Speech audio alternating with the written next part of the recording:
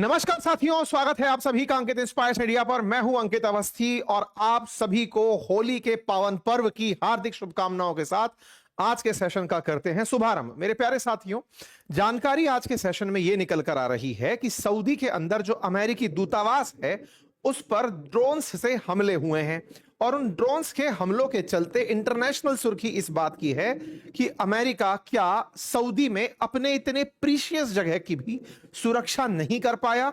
ईरानी drones कैसे कामयाब हुए, सऊदी की राजधानी रियाद में इस तरह से हमले हो रहे हैं। और हमलों में सऊदी में कल तक खबर थी कि सऊदी की सबसे ज्यादा प्रीशियस फर्म सऊदी अरामको, जो कि तेल निकालने के लिए गल्फ की सबसे बड़ी कंपनी मानी जाती है, वैल्यूएशन के हिसाब से वर्ल्ड की टॉप कंपनियों में शुमार है, उस कंपनी के ऊपर हमला हुआ, रिफाइनरी पर हमला हुआ और अब सऊदी अरब के अंदर अमेरिकी दूतावास पर हमले की तस्वीरें सवाल खड़े कर रही हैं। सवाल सबसे बड़ा यह कि अमेरिका अपने पार्टनर, अपने मित्र एमबीएस को छोड़कर कैसे चला जा सकता है। अमेरिका सऊदी के अंदर इतने प्रीशियस ठिकानों पर हमला कैसे होने दे रहा है, यह बड़े सवालों के रूप में बनकर आता है। हेडलाइंस हैं कि यही नहीं, लगातार जितने भी मिडिल ईस्ट के कंट्री, सुन्नी बहुतायत वाले देश हैं, उनमें एक एक करके अब हमले हो रहे हैं। हमलों के हेडलाइंस हैं, जब से खमनेई गए हैं तब से लगातार हमले मिडिल ईस्ट देशों में, चाहे यूएई हो, बहरेन हो, कतर हो, सऊदी हो, सब जगह हमले हो रहे हैं। बड़ा बात इस बात का कि अल्टीमेटली हाथ थामे थे कि इन्हें ले जाकर मरने के लिए छोड़ दिए। बड़ा सवाल यह कि अमेरिका जिस तरह से मिडिल ईस्ट देशों के साथ खड़े होने की बातें किया था, कतर के लिए सबको साथ लेकर आया था। याद होगा जब पिछली बार हमास के एक लीडर को कतर के अंदर इजराइल ने टारगेट किया था, तब कतर पूरी मंडली को लेकर पहुंचा था अमेरिका और पूछा था कि सर, इजराइल से सॉरी बुलवाइए, इसने हमें क्यों मारा। ऐसी स्थिति में अमेरिका ने उनसे बैठ करके नेगोशिएट किया और कहा कि गाजा को लेकर के अगर तुम तैयार हो कि ये हमें दे दोगे तो हम तुम्हारे ऊपर हमले नहीं करवाएंगे। बड़ा सवाल यह है कि अमेरिका ने तब हमले इजराइल से ना करवाएंगे ये तो कह दिया था, लेकिन अब ईरान से जो इनके ऊपर हमले हो रहे हैं उनका क्या? क्योंकि ये तो पहले ही पार्ट था ना डिस्कशन का कि अमेरिका हिफाजत करेगा मिडिल ईस्ट की। बिलियंस ऑफ डॉलर ट्रंप लेकर गए हैं मिडिल ईस्ट में। सबसे पहली यात्रा अमेरिका के राष्ट्रपति ट्रंप ने की, जैसे ही राष्ट्रपति बने सबसे पहली यात्रा में आप सऊदी आए, यह सिंबॉलिक रूप से प्रेजेंट करने के लिए कि तुम कितने महत्वपूर्ण हो। आज उन्हें मरता छोड़ गए। जिन्होंने कोई ग्लास नहीं तोड़ा उनकी कुटाई हो रही है। बड़ा सवाल यह है कि सऊदी की तरफ से तो कुछ हुआ ही नहीं ना, उसने तो ईरान पर गोला भी नहीं दागा। इतना ही नहीं, जितने भी मिडिल ईस्ट के देश हैं उन्होंने अमेरिकी एयर बेसेस से भी ईरान पर हमला नहीं किया, फिर भी इनको निशाना बनाया जा रहा है। अल्टीमेटली साजिश है क्या? सबसे बड़ा सवाल तो यह बनकर आ रहा है सोशल मीडिया पर, सऊदी के लोगों के द्वारा कुछ मीडिया रिपोर्ट्स इस तरह से निकल कर आ रही हैं कि अमेरिका मिडिल ईस्ट को मरता छोड़ इजराइल को बचाने चला गया है।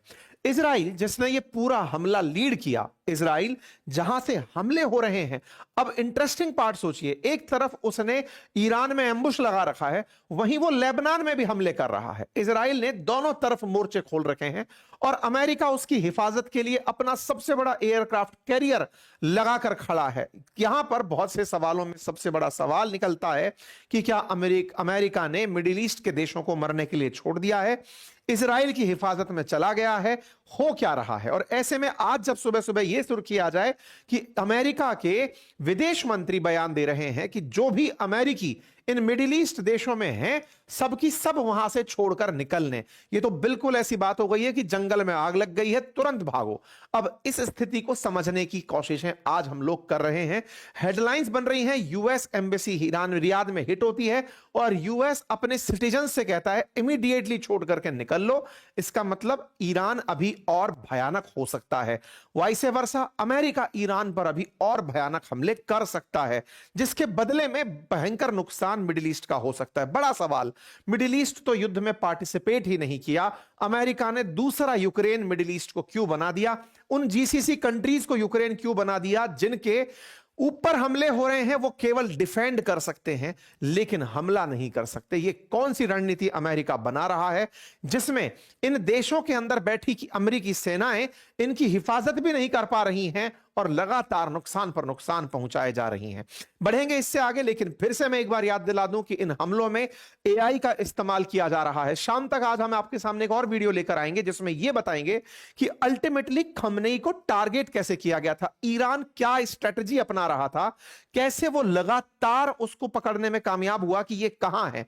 लास्ट टाइम जब हमास के लीडर को ईरान में मारा गया था तब भी टेक्नोलॉजी का इस्तेमाल हुआ, मादुरो को मारने में टेक्नोलॉजी का इस्तेमाल हुआ, और अब खमनेई, उनके ऊपर भी मैं आज शाम को वीडियो लेकर आऊंगा। लेकिन उससे पहले आपको जानकारी दे दूं कि एआई का जिस तरह से इस्तेमाल बढ़ता जा रहा है, मैं आपसे युद्ध में इस्तेमाल करने की तो नहीं अपेक्षा रखता, लेकिन एटलीस्ट आपको एआई टूल्स पता हो। इसीलिए बिगिनर्स से लेकर प्रो लेवल तक कि आप अपने एआई से जुड़े हुए काम कर पाए, उनके लिए मैंने कोर्स रिलीज किया हुआ है।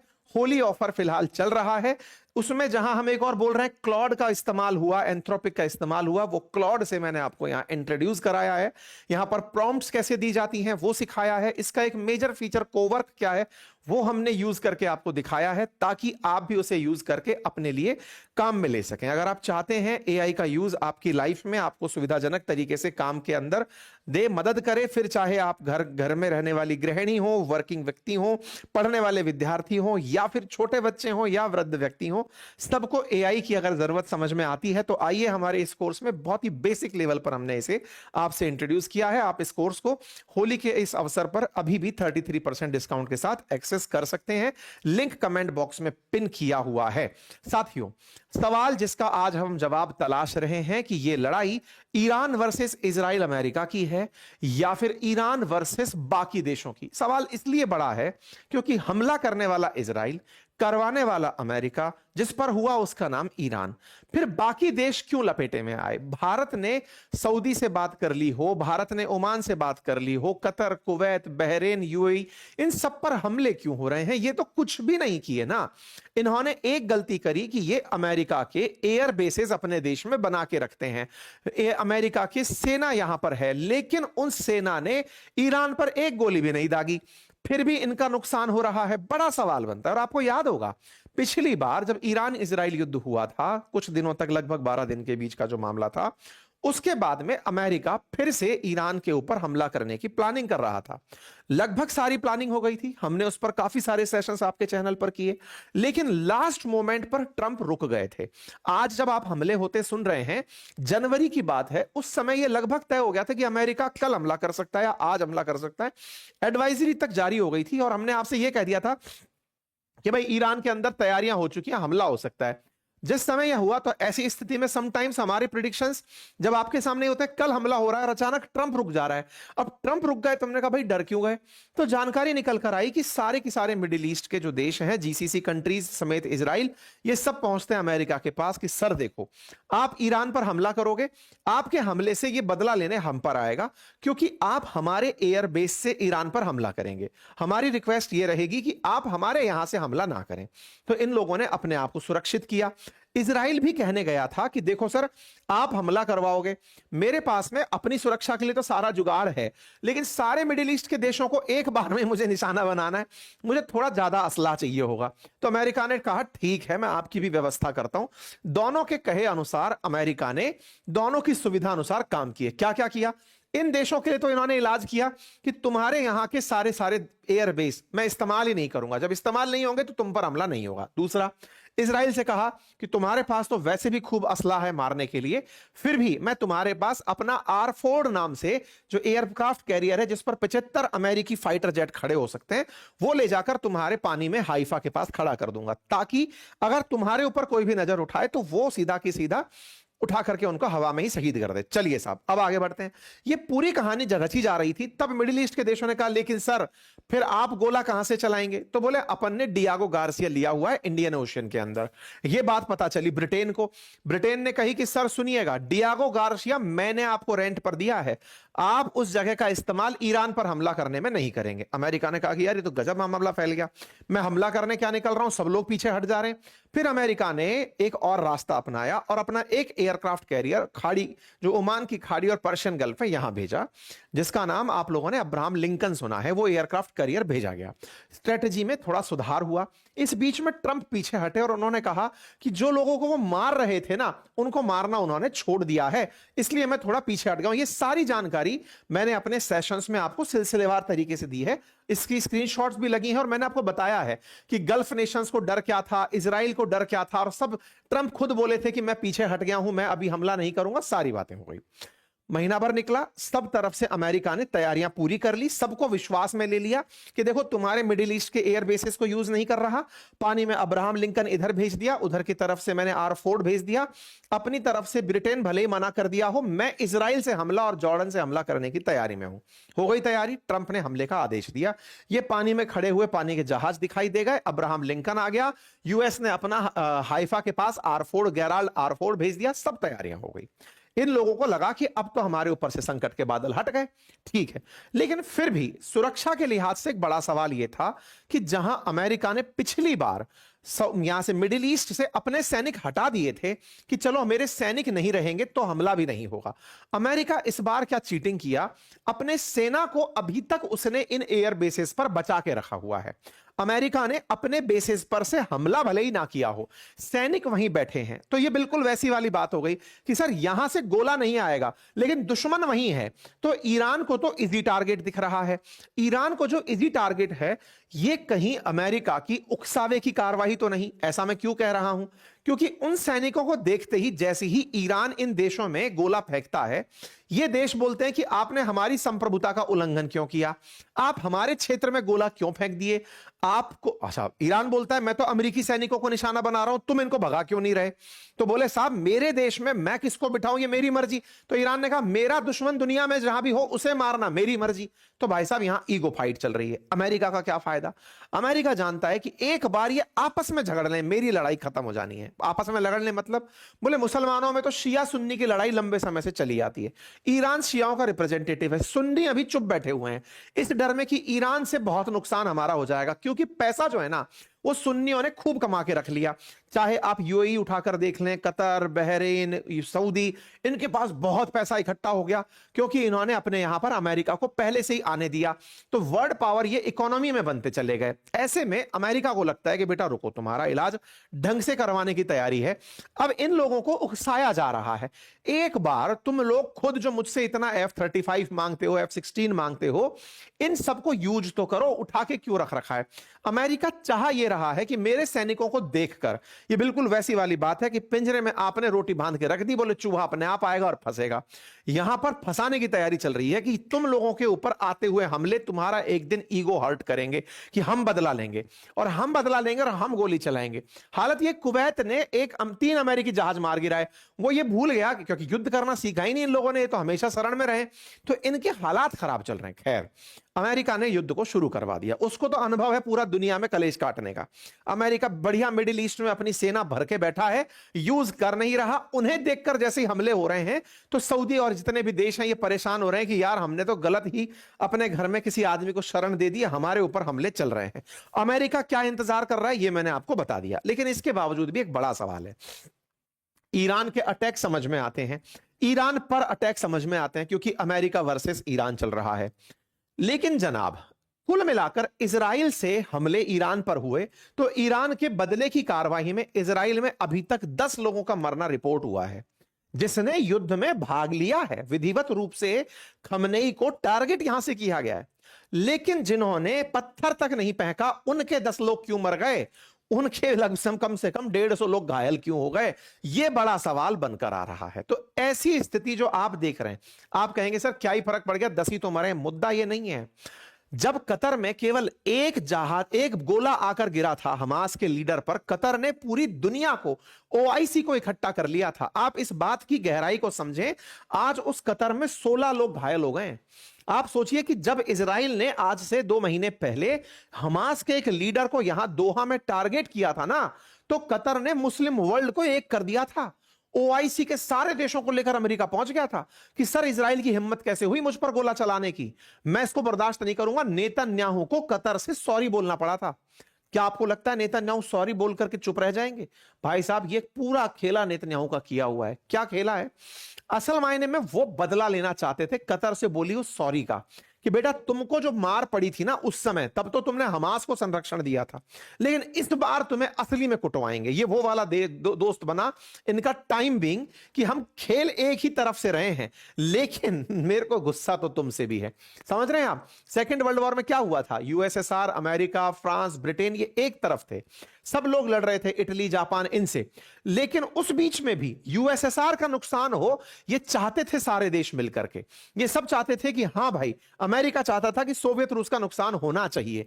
विचारधारा की लड़ाई थी। यहां पर ईरान वर्सेस ये सब हो रखे हैं इनडायरेक्टली। इन लोगों ने हथियार नहीं उठा रखा है, इजराइल उठवा करके मार रहा है, लेकिन जब बदले में इनके गोला पड़ता है ना, तब इजराइल को बड़ी संतुष्टि मिलती है। आप कहेंगे कुछ भी कह रहे हो आप। भाई साहब, ये टकर कार्लसन करके एक अमेरिका के पत्रकार हैं, जिनका 2 दिन पहले जब एक बयान वायरल हुआ था ना, जिसमें उन्होंने एक अमेरिकी राजदूत का इंटरव्यू ले लिया था, जिसने बृहद इजराइल की मांग कर दी थी, ग्रेट इजराइल की मांग कर दी थी, कहा था कि इजराइल चाहे तो पूरा क्षेत्र ले ले। वो कार्लसन ने अभी एक रिपोर्ट की है, मैं आपको दिखाऊंगा थोड़ी देर में अंदर। उन्होंने कहा है कि इजराइल के मोसाद एजेंट कतर और सऊदी के अंदर पकड़े गए हैं, और वो क्या चाह रहे थे कि इनके यहां कोई ब्लास्ट हो जाए और उस ब्लास्ट की जिम्मेदारी ईरान पर चली जाए। ये तो हालात चल रहे हैं। इजराइल दोहरी चाल चल रहा है। इजराइल कितने फ्रंट पर खेला खेल रहा है, ये खबरें निकल कर आ रही हैं। हालांकि इनकी सत्यता, जो भी गुप्त एजेंट होते हैं, इनकी सत्यता प्रमाणित बहुत लेट होती है, लेकिन जब कार्लसन बोल रहा है, जो इतना फेमस पत्रकार है, तो उसकी बातों को थोड़ा सिग्निफिकेंस में डालते हैं। खैर, सत्यता जो भी हो, मैं तो केवल आपको यह बताने के प्रयास में हूं कि कतर में 16 लोग घायल हुए। जब एक भी घायल नहीं हुआ था, तब उसने सारे देश, ओआईसी के 50 से अधिक देशों को समेत पाकिस्तान ले जाके अमेरिका बैठ गया था कि सॉरी बुलवाओ। आज 16 लोग इसके घायल हो गए। किसकी वजह से? ईरान की वजह से। कुछ नहीं बोल पा रहे हैं ये लोग। और ऐसे में सवाल अमेरिका से कि भाई कब आओगे बचाने के लिए? हमारी इकोनॉमी के हालात खराब हो रहे हैं। देखिए, कतर प्रति व्यक्ति आय में बहुत अमीर देश है। दोहा जिसकी कैपिटल है, उठा करके, मतलब इंटरनेशनल फ्लाइट से अगर आपको कहीं जाना हो, तो आप यूरोप, इंडिया से अगर यूरोप जाने की सोच रहे हैं, इवन अमेरिका, साउथ अमेरिका, कहीं जाने की सोच रहे हैं, तो 2 ही इंटरनेशनल एयरपोर्ट हैं जो सबसे ज्यादा यूज होते हैं, दुबई का और दोहा का। भाई साहब, इन दिनों पूरा ट्रांजिशन रुका पड़ा है, लोग जा नहीं पा रहे हैं। पूरी अर्थव्यवस्था हिल गई है इन देशों की। अर्थव्यवस्था इनकी पर्यटन पर चलती है, अर्थव्यवस्था ट्रांसपोर्टेशन पर चलती है, तेल बेचने पर चलती है, सारा चोक पॉइंट हो गया। इजराइल का क्या नुकसान हुआ? इजराइल तो अपना डिफेंस सिस्टम लेकर बैठा हुआ है, ना अर्थव्यवस्था अटक रही, ना तेल बेचना अटक रहा, ना समुद्र अटक रहा। मेडिटेरेनियन सी से जो चल रहा है। और तो और, इजराइल की अपनी जो हाइफा रिफाइनरी है, उस पर इस बार कोई टारगेट भी नहीं हुआ। इधर अरामको की रिफाइनरी में आग लगा दी गई। समझो आप, इजराइल की जो अर्थव्यवस्था में मेजर पार्ट फोकस करते हैं, उन पर कोई असर नहीं। बदले में सऊदी का सारा सिस्टम, दुबई और यूएई जो बिल्कुल खास जगह है टूरिज्म के लिए, वर्ल्ड की इकोनॉमिक कैपिटल बनते जा रहे हैं, उनके हालात खराब कर दिए इन्होंने 5 दिन के अंदर। सऊदी की ऑयल रिफाइनरी ताकत है, पर्शियन गल्फ से होकर के तेल निकलकर इंडियन ओशियन में आता है। स्टेट ऑफ हॉर्मुज ईरान बंद करके बैठ गया। मरा कौन? मरे ये लोग। वो जो धमाल मूवी के अंदर नहीं है, हर बार मैं आगे कैसे आ जाता हूं, ये मिडिल ईस्ट के अंदर यही हो रहा है। ये दोष केवल ये पूछ रहे हैं हर बार हम कैसे आगे आ जा रहे हैं। मार वो रहा है, पिट हम रहे हैं। अब हालात देख रहे हैं। अब इसके पीछे बड़ा सवाल यह है कि कहीं इनकी सोची समझी रणनीति तो नहीं थी कि इनको साथ लेंगे और इनको पिटवाएंगे, क्योंकि बहुत दिन हो गए इन लोगों को ना कि मैं इजराइल को मान्यता नहीं देंगे, मत दो मान्यता, लो पिटो। अब अमेरिका को साथ लेकर जो हालात किए, इजराइल के अंदर टोटल जो डेथ रिपोर्ट है वो 11 से 12 है। जिन्होंने युद्ध नहीं किया उनके भी 8 लोग मरने की खबर आ रही है। यह बड़ा सवाल है। तो अमेरिका कर क्या रहा है? अमेरिका इजराइल की सुरक्षा में लगा हुआ है, और दिखाने के लिए वो ये भी कह रहा है कि मैं इन देशों के अंदर इंटरसेप्टर मिसाइल सिस्टम लगा के बैठा हूं। लेकिन ऐसा क्या इंटरसेप्टर मिसाइल सिस्टम जो अमेरिका की जो एम्बेसी है रियाद के अंदर, सऊदी अरब के अंदर, उसकी सुरक्षा नहीं कर पाई? ऐसा क्या डिफेंस सिस्टम? ये अपने आप में समझदारों के लिए बड़ा सवाल है कि आपने देश की राजधानी के लिए ही डिफेंस सिस्टम लगाए होते हैं। सऊदी अरब की सबसे प्रीशियस चीजें 2 ही थी, एक तो उसकी कैपिटल और एक उसका सऊदी अरामको। सबसे सारी अर्थव्यवस्था उसकी उस पर टिकी की है। अरामको में आग लगा दी और एम्बेसी के अंदर घुसकर गोला चल गया। तो अमेरिका तुम कर क्या रहे हो भाई? इन लोगों को मरवाने के लिए आए हो क्या इस युद्ध के अंदर? है एम्बेसी के हालात देख करके लग रहा है कि यहां पे तो बढ़िया हमला हुआ है। तो भाई इसका मतलब इनकी सुरक्षा हो नहीं पा रही है। ये लोग अब अपनी स्थिति में आप देख रहे हैं अरामको के हाल हैं ये। सऊदी की अरामको को हल्के में मत लीजिएगा, टॉप 10 के अंदर refinery capacity wise, company wise, तेल की जितनी भी कंपनी है उनमें सबसे टॉप कंपनी। वैल्यूएशन इतनी बड़ी है, सऊदी की पूरी वैल्यूएशन में मेजर रोल इसका है। उस सऊदी अरामको के अंदर ये हाल है। सऊदी अरामको 5.5 से 6 लाख बैरल तेल प्रतिदिन निकालने के लिए जानी जाती है, उसके ये हाल है। इनके हालात खराब हैं और ये लगातार रिपोर्ट यही कर रहे हैं, हमारे इतने मर गए, हमारे इतने मर गए। कोई बात नहीं। तो साहब कुल मिलाकर के एमबीएस के साथ लग रहा है कि धोखा हो गया। ट्रंप इनसे $600 बिलियन पहले ले गए थे और अब भी जब ईरान इनको मारने लग रहा है तो कोई सुरक्षा की बात इनके ऊपर नहीं हो रही है। बस ये बोल रहे हैं कि हमने इतने मिसाइल हमने नाकाम कर दिए। अब देखिए ईरान की तरफ से आई धमकी को समझिए। ये 3 मार्च का खबर है और आईआरजीसी की तरफ से बयान ये है कि हमने स्ट्रेट ऑफ हॉर्मुज बंद कर दिया है। अब स्टेट अमेरिका बोल रहा है नहीं नहीं बंद नहीं हुआ है। ये बोल रहे हैं कि चलो कोई बात नहीं, बंद नहीं हुआ है ना, जहाज निकाल के दिखाओ पानी का यहां से। स्ट्रेट ऑफ हॉर्मुज समझ रहे हैं, पर्शियन गल्फ से इंडियन ओशन को जोड़ने वाली जो जगह जहां से टैंकर जैसे ही बाहर निकल रहा है उसका ले गोला फेंक दे रहे हैं। उसमें एक इंडियन की मौत हो गई है, इंडियन सेलर की। तो ऐसे में यहां से सऊदी वालों का सवाल खड़ा होता है। एक न्यूज के अंदर बोलने वाला कोई एनालिस्ट है, वो अपनी तरफ से बात बोल रहा है कहीं मीडिया में। वो कह रहा है लग रहा है कि गल्फ कंट्रीज को छोड़ दिया है अमेरिका ने और इजराइल की हिफाजत में आगे चला गया। ये बात प्रूव कैसे होती है? प्रूव ऐसे होती है कि अमेरिका ने सिक्योरिटी अलर्ट भेज दिया मिडिल ईस्ट के देशों को। और क्या कह दिया?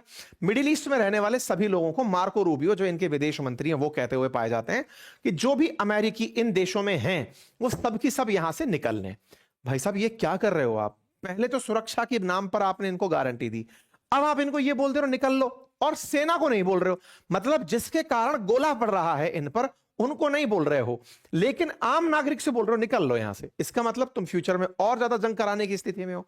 अमेरिका कहीं ना कहीं अब यह मन बना चुका है कि मिडिल ईस्ट को पहले अच्छे से तहस नहस किया जाए, लेवल प्लेइंग बनाया जाए, तब जाकर गाजा के निर्माण में ये सब लोग साथ आएंगे।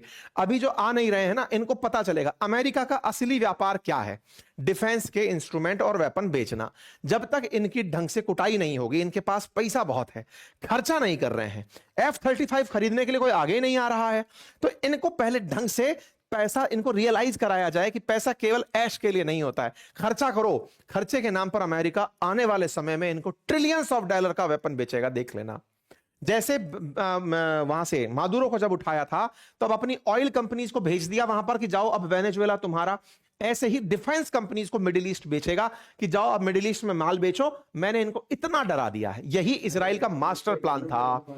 इजराइल का मास्टर प्लान गाजा में ट्रंप को यह बेचने का था कि सर गाजा में मैं अपने दुश्मन मिटा लेता हूं, आपको नया शहर मिल जाएगा, आप ट्रंप टावर बना के मस्त रहना। यही इजराइल ने अमेरिका को समझाया होगा मिडिल ईस्ट के लिए कि सर मैं इधर मारता हूं, पिटने दो इनको, ये सीधे आपके ग्राहक बन के आएंगे। अमेरिका ने कहा तुम हो मेरे असली मित्र, तो चलो ठीक है खेलो तुम, इनको ग्राहक मिलेगा, आप देख लेना बढ़िया व्यापार होगा। अमेरिका ने पूरी तैयारी करके यहां पे रखी है। इस पर खुद जब इनके विदेश मंत्री का, अमेरिकी विदेश मंत्री का सुबह का बयान आता है, फिर ईरान के विदेश मंत्री निकल कर आते हैं और वो कहते हैं कि देखो मैं तो रूबियो कह ही रहा था आपसे पहले ही, ईरान वाले विदेश मंत्री हैं, हम तो जानते ही थे यूएस इस युद्ध में गलत घुस गया क्योंकि इजराइल ने घुसवा दिया आपको। लेकिन बेचारे ईरान वाले भोले हैं, उनको समझ नहीं आ रहा है कि इजराइल के साथ में अमेरिका अपने हितों के लिए घुसा है। भोले हैं ना ये, अब क्या करें, कोई बात नहीं। खैर यहां पर इस बयान को, ये कार्लसन का वो बयान है जो मैं आपके सामने लाना चाह रहा था कि last night Qatar and Saudi Arabia authority arrested Mossad agent planning on committing bombing in those countries. Now that's weird, it doesn't make any sense. तो कतर और सऊदी ने जब मोसाद एजेंट पकड़े हैं तो क्या यह सवाल अपने आप में बड़ा सवाल नहीं है कि सऊदी और कतर के अंदर इजराइल क्यों घुसा पड़ा है? भाई युद्ध के समय पर वो क्या आनंद ले रहा है इनको कुटवाने का। कार्लसन यही पूछ रहे हैं कि इस लड़ाई में इजराइल जो है ना, वो इन सब देशों को, जबकि साथ में लड़ रहे हैं सब ईरान से, फिर भी इनके अंदर बम फटवाने में लगा है। असली खेला कौन खेल रहा है? इजराइल। इजराइल क्या कर रहा है? अपने उस बेइज्जती का बदला। कौन सी वाली का? जब कतर में इन्होंने गोला फोड़ा था और ये सब पहुंच गए थे अमेरिका के पास कि सर हमको सॉरी बुलवाओ, तो भाई साहब नेतन्याहू ने जब सॉरी बोली थी ना ट्रंप के सामने, वो सॉरी इतनी महंगी पड़ी। ये बिल्कुल ऐसा ना महाभारत सा केस हो रखा है। तो भाई अब यहां पर पूरी तरह से सॉरी का बदला चल रहा है, उसमें हम नहीं चले जाते हैं। अब आपके सामने एक बड़ा सवाल, लेकिन सर खमनेई की मौत जो है ये तो अमेरिका की बड़ी कामयाबी है। देखिए अमेरिका पिछले 45 सालों में जब चाहता तब खमनेई को टारगेट कर सकते थे, लेकिन अब तक भी बचे रहे। ये ऐसा क्यों लगता है? क्योंकि अमेरिका ने इतनी ज्यादा गुप्त सूचनाएं एकत्रित कर रखी हैं। आप सोचो खमनेई अपने घर में मारे गए हैं, इसका मतलब घर ही आते जाते थे ना, वो सैटेलाइट से दिख रहा है। और आज के सेशन में बताएंगे कि तरीका क्या हुआ था। लेकिन सबसे बड़ा सवाल कि खमनेई को मारने का फैसला लेने में इनको डर क्यों लग रहा था? क्योंकि खमनेई अकेले नहीं है, खमनेई के पीछे पूरी दुनिया है। खमनेई में जितने शिया मतावलंबी हैं वो सब उनको धार्मिक गुरु के रूप में मानते हैं कि धार्मिक लीडर है हमारे। और तो और इन्होंने अपनी खुद की एक पर्सनल फोर्स बना रखी थी, आईआरजीसी, ईरान के रेवोल्यूशनरी गार्ड कॉर्पोरेशन। वो क्या था? वो फोर्स ईरान के अंदर केवल बनाई खमेनेई के द्वारा खुद के लिए ही गई थी। खुमैनी ने बनाई थी पहले, लेकिन बाद में जो सुप्रीम लीडर होता है उसको सर्व करती है। आपने सुप्रीम लीडर को मार दिया तो अब वो आईआरजीसी जो है ना वो विदाउट लीडर हो गई है, विदाउट लीडर हो गई है। अभी आपको जानकर एक और मैं ऑडियो सुनाऊंगा जिसमें आपको ये पता चलेगा कि खुद ईरान आईआरजीसी पर से कंट्रोल खो चुका है। ये जो बदले ले रहा है ना, ये ईरान की सेना नहीं है, आईआरजीसी ले रही है। आईआरजीसी सेना से अलग है। ईरान में सेना दो भागों में चलती है, एक सेना जो बॉर्डर की रखवाली और इंटरनल सिक्योरिटी का काम करती है, और एक सेना जो इस्लाम की सुरक्षा के लिए है, सुप्रीम लीडर के द्वारा जो शिया धर्म की सुरक्षा है उसके लिए है। अब सुप्रीम लीडर खत्म हो गए तो आईआरजीसी विदाउट हेड हो गई। विदाउट हेड हो गई तो उसके पास में जो पुराने लिखे आदेश हैं वो उनकी पालना में लगी। पुराने लिखे आदेश क्या हैं कि कभी ऐसा हो कि हमारे लीडर पर हमला हो जाए तो क्या करना है? तो बोले दुश्मन को जहां देखो मारना है। तब वो जहां देखो मारना है वाली बात पर निकल गए। तो अब आप देख लो आईआरजीसी ने अपने रिवेंज लेने शुरू किए। मैंने ये सारी जानकारी हाल ही में एक इंटरव्यू में गया था, मैंने वहां पर भी आप लोगों को दी थी कि ये घटना, मतलब इस घटना के होने से एक दिन पहले ही मैंने इस पर पूरा डिटेल एनालिसिस दिया था पॉडकास्ट के अंदर। अच्छा, एक और इंटरेस्टिंग बात, खमनेई जब गए ना तो उनके बाद जनता का जो प्यार है वो अमेरिका का सरदर्द है। अमेरिका पहले से भी जानता था कि उनको खत्म करना, विचारधारा खत्म करना नहीं होगा। आज प्यार और उमड़ उमड़ के निकल के आ रहा है। ईरान में हजारों की संख्या में लोग सड़कों पर हैं इस बात से बिल्कुल निडर होकर के कि गोला मारोगे मार दो, जितना मारोगे हम उतने ज्यादा और आके बाहर आएंगे। तो खमनेई जो है ना, अब सोचो, इस इंटरेस्टिंग बात है, ईरान के खुद मिनिस्टर ने अल जजीरा को इंटरव्यू दिया और कहा कि देखो जो ओमान में हमला हुआ ना, ओमान के अंदर ऑयल टैंकर पर हमला हुआ, वो हमारी चॉइस नहीं थी। तो बोले हैं, करा तो ईरान नहीं था हमला। बोले सर वो हमारी चॉइस नहीं थी, वो असल में आईआरजीसी ने किया था। तो बोले आईआरजीसी और तुम अलग अलग हो क्या? बोले हाँ, आईआरजीसी अब अपने फैसले खुद ले रही है। ये आप इंटरव्यू है, ईरान के फॉरेन मिनिस्टर कह रहे हैं, अरागी नाम है, what happened in Oman was not our choice, we have already told our armed forces to be careful about target they choose, our military units are now in fact independent and somewhat isolated and they are acting based on general instructions given to them in advance. बोले जो पहले ही Khamenei जाने से पहले उनको instructions दे गए थे वो तो अब उसी के हिस्से पे चलते जा रहे हैं। तो भाई साहब, ईरान अपने आप में एक स्पेशल केस बन गया है। जब तक इनके यहां नए सुप्रीम लीडर नहीं आ जाते, वो नया आदेश नहीं दे देते, तब तक आईआरजीसी खुद के फैसले खुद लेगी। और आईआरजीसी में लाखों लोग हैं। अमेरिका आईआरजीसी को आतंकी संगठन मानता है। आईआरजीसी जिसको ईरान अपनी पहचान मानता है, उसको अमेरिका आतंकी संगठन मानता है। और ये अपने धार्मिक लीडर को सुप्रीम कमांडर मानती थी। अब उसके लीडर को आपने खत्म किया है, उसने रास्ता खत्म कर दिया, उसने स्टेट ऑफ हॉर्मुज क्लॉक कर दी कि नहीं भाई साहब यहां से नहीं निकलने देंगे। स्टेट ऑफ हॉर्मुज को फिर से समझिएगा, ये पूरा पूरा तेल निकालने वाले देश इस पर डिपेंडेंट हैं। अमेरिका कह रहा है नहीं, वो चालू है। चालू है जब तुमसे स्वेज कैनाल के अंदर हूतिये नहीं संभले। यमन ने हमला किया था ना पिछली बार जब इजराइल और ईरान हुआ था, अभी तो यमन वाले एक्टिवेट नहीं हुए। यमन वाले भी तो बदला लेने निकल कर आएंगे। उधर की तरफ से हिजबुल्लाह तैयारी में लग रहा है। ये सब तैयारियां चल रही हैं। तो ऐसे में अमेरिका बोलता है कि हमारी एम्बेसी पर तुमने हमला किया है ना, अब देखो हमारा बदला क्या होगा। अब ये एक दूसरे का जो शक्ति प्रदर्शन चल रहा है, ये शायद तभी रुकेगा, एक हमला और बड़े हमले से ही रुकता है। तो देखना होगा कि अमेरिका इसमें कितना एक्सट्रीम तक जाता है। लेकिन एक बात स्पष्ट है और वो ये, मिडिल ईस्ट में कर हुकाम वही हो रहा है जो इजराइल चाह रहा है। इजराइल ने लेबनान पर हमला किया, अभी ताजा अपडेट है, ये ताजा हमला है उसका, लेबनान पर चल रहा है और तेहरान और बेरूत पर चल रहा है। कुल मिलाकर इजराइल ने अमेरिका का नाम लेकर बढ़िया अपना काम सिद्ध किया हुआ है। आप लोग इसे कैसे लेते हैं जरूर अपनी राय कमेंट बॉक्स में बताइए। चैनल पर नए हैं तो सब्सक्राइब कर लीजिए ताकि समय पर आपको अपडेट मिलते रहें। जब भी कोई नया वीडियो आएगा आपके सामने अपने आप स्क्रीन पर दिखने लगेगा अगर आप सब्सक्राइब कर लेते हैं, और उसका कोई चार्ज नहीं होता, केवल क्लिक करना होता है। ऑलरेडी सब्सक्राइब किया हुआ है तो वीडियो को लाइक कर लीजिए, और अपनी राय कमेंट बॉक्स में दीजिए ताकि हमें और अच्छा काम करने की प्रेरणा मिलती रहे। फिलहाल के लिए मैं आपको याद दिला दूं कि अगर आप चाहते हैं एआई टूल सीखना, आप जिस भी कैपेसिटी में हैं, आप बच्चे हैं, मध्यम आय में हैं, आप नौकरी में हैं, आप वृद्धावस्था में, अगर आप सीखना चाहते हैं नए टूल्स कैसे काम कर रहे हैं, आर्टिफिशियल इंटेलिजेंस चल कैसे रहा है, तो आइए और हमारा कोर्स ज्वाइन करिए और उसमें होली के अवसर पर आए हुए लाभ जो हमारे ऑफर के हैं उनको आप ले लीजिए। ठीक है साहब, फिलहाल के लिए इतना ही। लिंक कमेंट बॉक्स में है। Thank you so much.